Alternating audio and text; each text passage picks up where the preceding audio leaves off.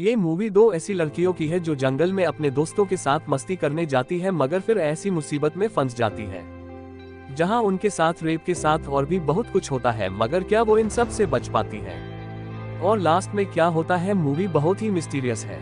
Movie की शुरुआत में हम एक फैमिली को देखते हैं जो छुट्टियां बिताने के लिए शहर से दूर अपने एक लेक हाउस की तरफ जा रहे होते हैं। इस फैमिली में 3 लोग होते हैं, जिसमें लड़की का नाम मैरी होता है जो अपने पापा जॉन और मॉम एमा के साथ जा रही थी। उसके पापा पेशे से डॉक्टर थे। कुछ देर बाद वो उस लेक हाउस पर पहुंच जाते हैं। उनका यह लेक हाउस जंगल के बीचों बीच एक नदी के किनारे बना हुआ था। वहां ये लोग खूब मस्ती करते हैं। एक दिन मैरी अपनी मॉम से अपनी फ्रेंड की जनरल स्टोर की शॉप पर जाने के लिए कहती है। उसकी माँ कहती है कि ये जगह उनके लिए नहीं है, इसलिए उसे नहीं जाना चाहिए, लेकिन उसके पापा उसे जाने की इजाजत दे देते हैं, साथ ही उसे कार की चाबी भी दे देते हैं। मैरी बहुत ही खुश होती है और वे अपनी फ्रेंड की शॉप पर चली जाती है। उसकी फ्रेंड पेज उसे देखकर बहुत खुश होती है। वो दोनों बहुत सारी बातें करते हैं। वहीं जस्टिन नाम का एक लड़का उनकी बातें सुन रहा होता है। वो पेज के पास आकर उसे सीरियल का पैकेट मांगता है। पेज उस लड़के से उसकी उम्र पूछती है। वो कहती है कि अगर तुम 18 के हो तब तो मैं तुम्हें यह पैकेट दे दूंगी। जस्टिन कहता है कि अगर तुम मुझे ये दोगी तो मैं तुम्हें वो दूंगा जो तुम्हें चाहिए है। वो बताता है कि उसने उसकी सारी बातें सुन ली है। ये जानकर पेज मैरी के साथ जस्टिन के घर जाती है, जहां पर जस्टिन के साथ उसके घर के अंदर चली जाती है और मैरी उसका कार में इंतजार करती है। काफी देर हो जाने के बाद जब पेज बाहर नहीं आती तो मैरी भी उस घर में चली जाती है। दरवाजे पर उसे एक पेपर की कटिंग मिलती है जिसमें एक आदमी की तस्वीर होती है जो कि एक क्रिमिनल होता है। वो और कोई नहीं जस्टिन का फादर होता है। मेरी इग्नोर करते हुए अंदर चली जाती है तो वो देखती है पेज और जस्टिन स्मोकिंग कर रहे होते हैं। वो लोग मैरी को भी स्मोकिंग करने के लिए कहते हैं, लेकिन मैरी मना कर देती है। लेकिन पेज के बार बार रिक्वेस्ट करने पर मैरी भी उनके साथ एंजॉय करने लगती है। जस्टिन अब उनका बहुत अच्छा दोस्त बन चुका था। तीनों खूब एंजॉय कर रहे होते हैं। तभी दरवाजा खुलता है और 3 लोग घर के अंदर आ जाते हैं, जिसमें एक जस्टिन का फादर क्रेग था और एक उसका अंकल क्रेग था। उनके साथ सैंडी नाम की एक लड़की भी होती है। क्रेग जस्टिन को मैरी और पेज के साथ देखकर बहुत गुस्सा होता है। वो जस्टिन को एक जोरदार घूंसा मारता है और कहता है कि मेरे पीछे पुलिस पड़ी हुई है और तुम इन लड़कियों के साथ यहाँ मजे कर रहे हो। उनके इस व्यवहार को देखकर पेज और मैरी बहुत डर जाती है और वहां से जाने के लिए कहती हैं, लेकिन क्रेग उन्हें वहां से जाने नहीं देता। मैरी कहती है कि भरोसा रखो, हम तुम्हारे बारे में किसी को कुछ नहीं बताएंगे। वो लोग उनकी बात नहीं मानते। ये देखकर पेज बहुत डर जाती है और बाथरूम में जाकर पुलिस को फोन करने लगती है। इससे पहले कि वो पुलिस को कॉल कर पाती, फ्रेग बाथरूम का दरवाजा तोड़कर अंदर घुस आता है। वो उसे धक्का देते हुए उसका फोन तोड़ देता है। साथ ही बाहर आकर मैरी का भी फोन तोड़ देता है, जिससे कि वो पुलिस को फोन न कर सके। मैरी जस्टिन से मदद मांगती है, लेकिन जस्टिन मजबूर था, वो उनकी कोई मदद नहीं कर सकता था। इसके बाद वो लोग उन सभी को कार में बैठाकर कहीं ले जाने लगते हैं। ये दोनों लड़कियां बहुत बड़ी मुसीबत में फंस चुकी थी। थोड़ी दूर जाने पर मैरी देखती है कि वो लोग भी उसी तरफ जा रहे हैं जिस तरफ उनका लेक हाउस है। मौका देखकर मैरी लाइटर से सैंडी पर अटैक कर देती है, जिसकी वजह से एक कार में ही उन सबके बीच हाथापाई होने लगती है, जिससे कार का बैलेंस बिगड़ जाता है और वो एक पेड़ से जा टकराती है। इस वजह से उन सबको बहुत ज्यादा चोट आती है। खासकर क्रेग की नाक टूट जाती है, जिसकी वजह से उसे बहुत ज्यादा गुस्सा आ जाता है और वो पेज और मैरी को मारने लगता है।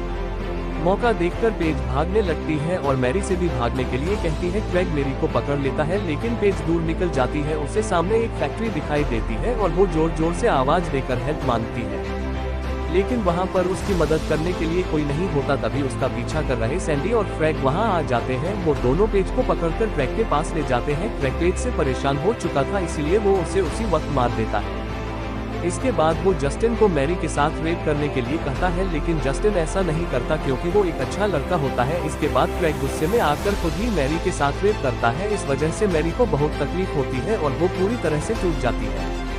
तभी मौका देखकर मैरी एक पत्थर से क्रेग पर वार करके वहां से भागती है। वो तीनों मैरी का पीछा करते हैं। मैरी नदी में छलांग लगाकर दूसरी तरफ जाने की कोशिश करती है। वो लोग उस पर गोली चलाने लगते हैं।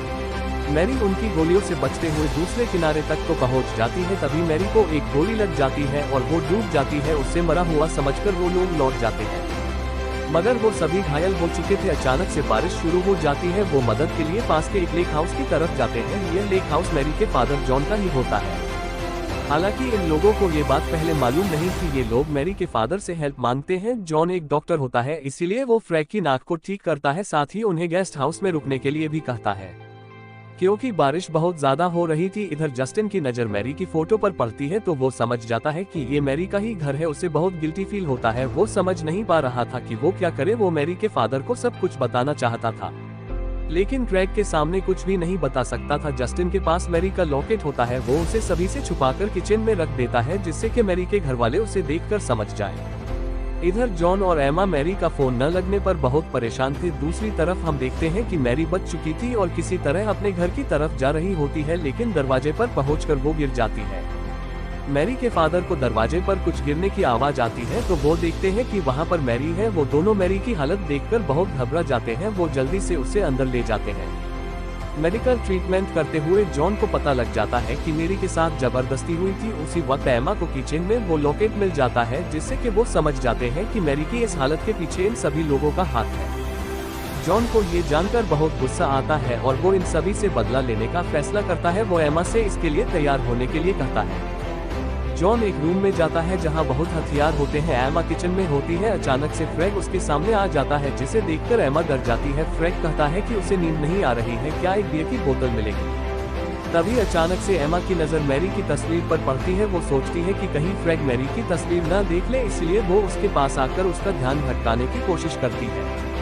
एमा फ्रैग से कहती है कि वो मेरे रूम में जाकर इंतजार करे। फ्रैग उसकी बात मानकर बाहर आता है। तभी वो टेबल पर मैरी को देखता है। इससे पहले वो कुछ समझ पाता, एमा बियर की बोतल उसके सर पर मार देती है। ये देखकर फ्रैग को गुस्सा आ जाता है और वो एमा पर अटैक कर देता है। उसी वक्त जॉन आ जाता है और फ्रैग को देखकर उसका खून खौल उठता है। वो दोनों मिलकर उसका हाथ काट देते हैं और जॉन उसके सर पर हथौड़ा मारकर उसका सर फोड़ देता है।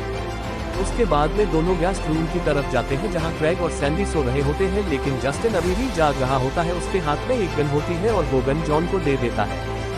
तभी सैंडी की नींद खुल जाती है तो जॉन उसको शूट कर देता है। गोली उसे छूकर निकल जाती है। सैंडी भागकर बाथरूम में चली जाता है और क्रैग खिड़की से कूदकर एमा के घर की तरफ भागता है। वो समझ नहीं पा रहा था कि ये लोग उसे मार क्यों रहे हैं। इधर एमा और जॉन बाथरूम के दरवाजे को तोड़कर सैंडी को पकड़ लेते हैं। एमा अपने हाथों से सैंडी को गोली मार देती है।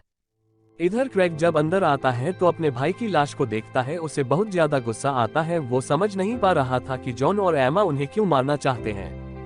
तभी उनकी नजर मैरी की तस्वीर पर पड़ती है और वो सब कुछ समझ जाता है। उसी वक्त जॉन और एमा भी अंदर आ जाते हैं। जॉन और क्रैग में जोरदार फाइटिंग होती है। जॉन कमजोर पड़ने लगता है। उसी वक्त जस्टिन आकर अपने फादर पर गन पॉइंट कर देता है। क्रैग जस्टिन से गन छीनकर उसे पीटने लगता है। तभी एमा और जॉन मिलकर क्रैग पर अटैक कर देते हैं। वो दोनों मिलकर मैरी के गुनाहगारों को सजा देते हैं। वो दोनों क्रैग को अपंग करके उसका सर माइक्रोवेव में डालकर फोड़ देते हैं। इसके बाद जॉन और एमा जस्टिन और मैरी को लेकर दूर चले जाते हैं। इसी के साथ ये मूवी यहीं पर खत्म हो जाती है।